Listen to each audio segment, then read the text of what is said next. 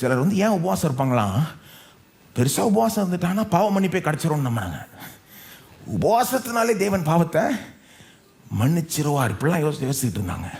உபவாசிச்சா தேவன் இது வரைக்கும் செய்யாததை செஞ்சிருவார். அதாவது அவர் வந்து செய்ய விரும்பல, ஆனால் உபவாசிச்சா அவருடைய மனசை மாற்றிடலாம். உபவாசம் செய்கிறதன் மூலமாக அவர்கிட்ட we can earn good points with him அப்படின்லாம் நினச்சிட்டு இருந்தாங்க. உபவாசம் செஞ்சாதான் உபவாசம் அதை ரொம்ப உயர்த்தி விட்டாங்க. ஏசு சொல்கிற, இப்போ நான் வந்துட்டேன்னா நீ என்ன பெருசாக நினைப்பியா, உபவாசத்தை பெருசாக நினைப்பியா, என்ன மேலே பாருன்ற அந்த கேள்வி கிடக்கட்டும். என்ன பாரு, நான் யார் தெரியுமா? மாம்சத்தில் வந்த யெகோவா தேவன், புதுமையை கொண்டு வந்திருக்கிறேன். முதல்ல என்ன கவனி, என்னோட வந்து கொண்டாடு, அடுத்து உபவாசம் இருக்கலாம் நான் சொல்கிற மாதிரி. அப்போது உபவாசத்துக்கு இன்றைக்கி இடம் இருக்கா? நிச்சயமாக இடம் இருக்குது. சீஷர்கள், இயேசுடைய சீஷர்களே பிறகு உபவாசித்தார்கள். ஆனால் நான் நினைக்கிறேன் அந்த துயரமுள்ள உபவாசம் அன்னியோட ஒழிஞ்சது.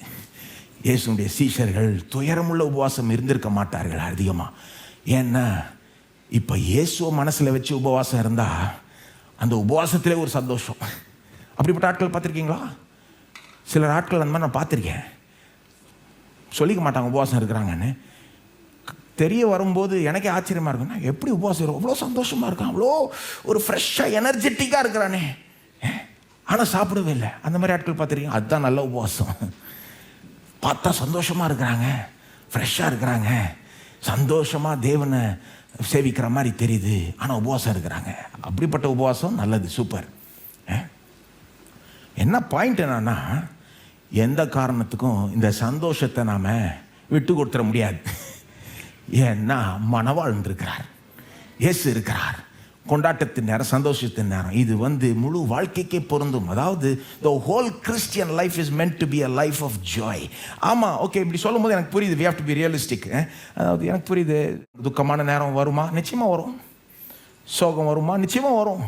கொஞ்ச நேரம் கூட நம்ம சோகமாக இருக்க முடியாது, துக்கம் அப்படி சொல்லலை. ஆனால் எல்லாத்துக்கும் அடியில் ஒரு சந்தோஷம் இருக்குமா இல்லையா? கிறிஸ்தவனுக்கு இருக்கும்.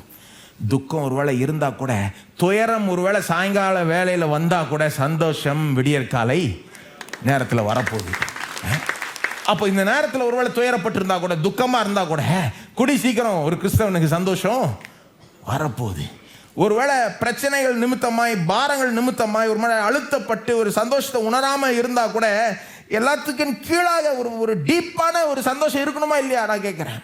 இருக்கணும், இருக்க வேண்டுங்க. ஒரு கிறிஸ்தவனுக்கு அப்படிப்பட்ட ஒரு சந்தோஷம் இருக்கணுங்க. பவுல் சொல்கிறார், அதனால தான் 2 கொரிந்தியர் 6:10 சாரோஃபுல் yet rejoicing. துக்கமாக இருக்கிறேன், ஆனால் அதுலேயும் ஒரு மிக்ஸ் ஆகுது ரெண்டும்.